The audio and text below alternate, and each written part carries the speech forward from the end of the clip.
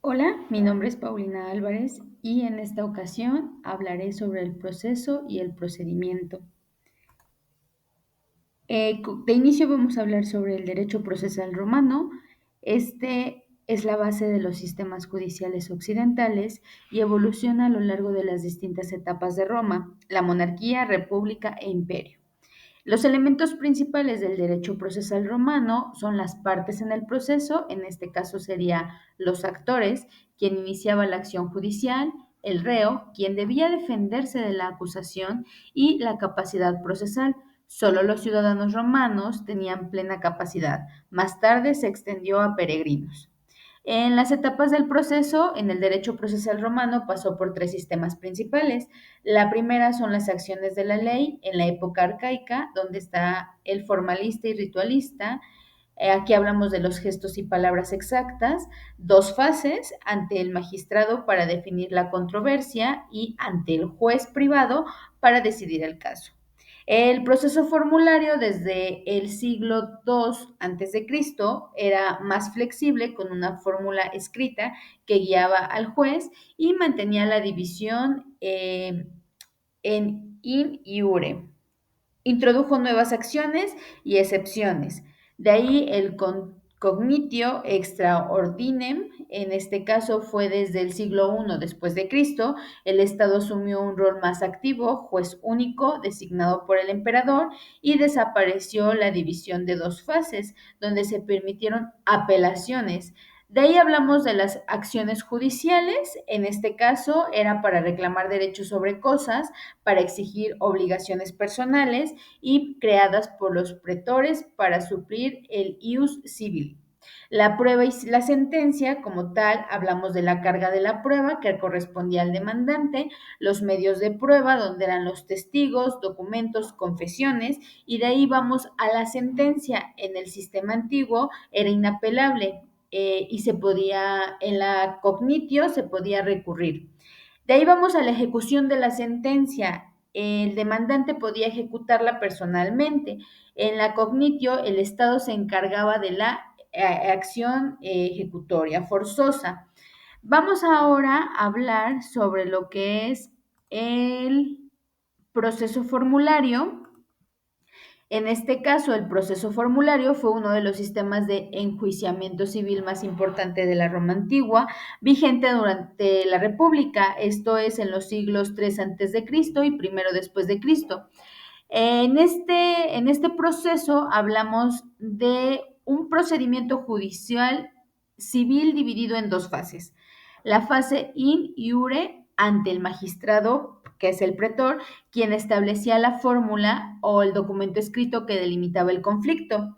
Y la fase apud iudicem, un juez privado, ciudadano designado, resolvía el caso basándose en la fórmula.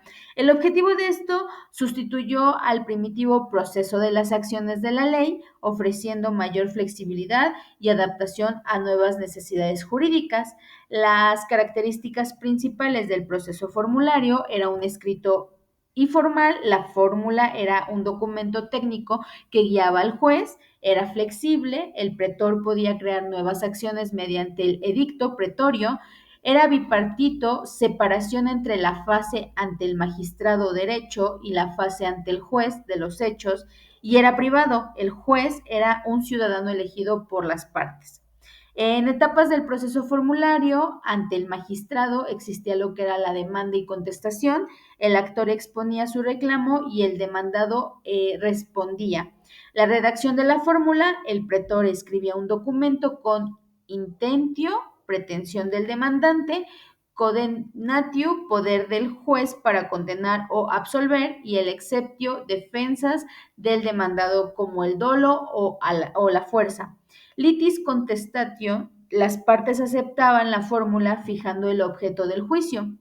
Ok, ante el juez existían lo que eran las pruebas, que son testimonios, documentos, etcétera, y la sentencia. El juez emitía un fallo basado en la fórmula que era obligatoria pero no ejecutiva. Se requería un nuevo proceso para la ejecución.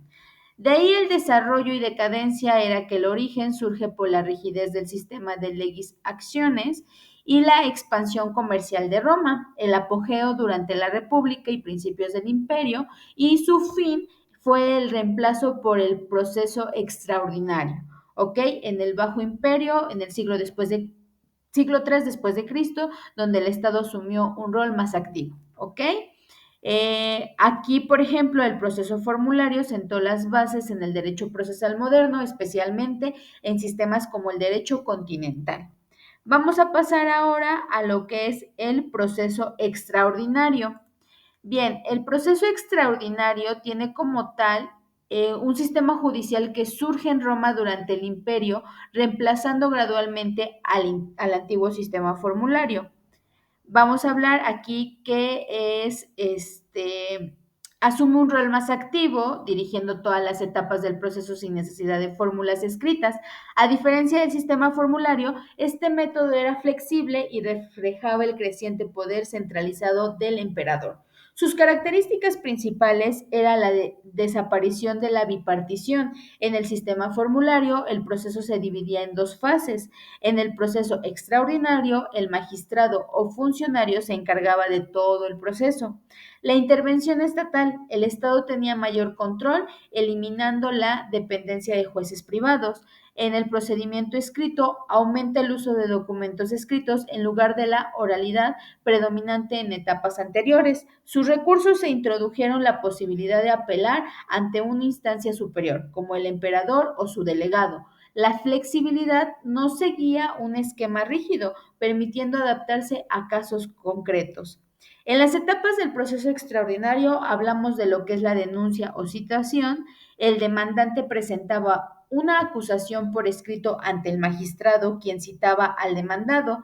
La comparecencia, ambas partes debían presentarse ante el funcionario. Si el demandado no lo hacía, podía ser condenado en rebeldía. Las pruebas es que el magistrado evaluaba las pruebas presentadas, en este caso testimonios, documentos, etcétera, manejaba lo que era la sentencia, el magistrado emitía un fallo basado en la ley imperial o en su criterio, que podía incluir penas más severas, y la ejecución. La sentencia se cumplía bajo supervisión estatal, embargos, multas, etcétera. Dentro del desarrollo histórico del proceso extraordinario surge en el Alto Imperio, siglo I al 3 después de Cristo, para resolver casos especiales fuera del sistema formulario. La generalización es que durante el Bajo Imperio se convirtió en el único procedimiento válido, especialmente bajo las reformas del Diocleciano y Constantino. La influencia posterior, este modelo influyó en los sistemas judiciales medievales y en el derecho canónico. ¿Ok? El proceso extraordinario marca la transición hacia un sistema judicial más centralizado y burocrático, reflejando los cambios políticos del Imperio Romano. Su estructura senta las bases para los futuros sistemas legales europeos. Bien, como conclusión puedo abordar que el derecho procesal romano evoluciona desde rituales formales hacia sistemas más flexibles y finalmente a uno centralizado. Esta transición refleja la adaptación a un imperio complejo donde la eficacia y el control estatal ganaron relevancia. Gracias.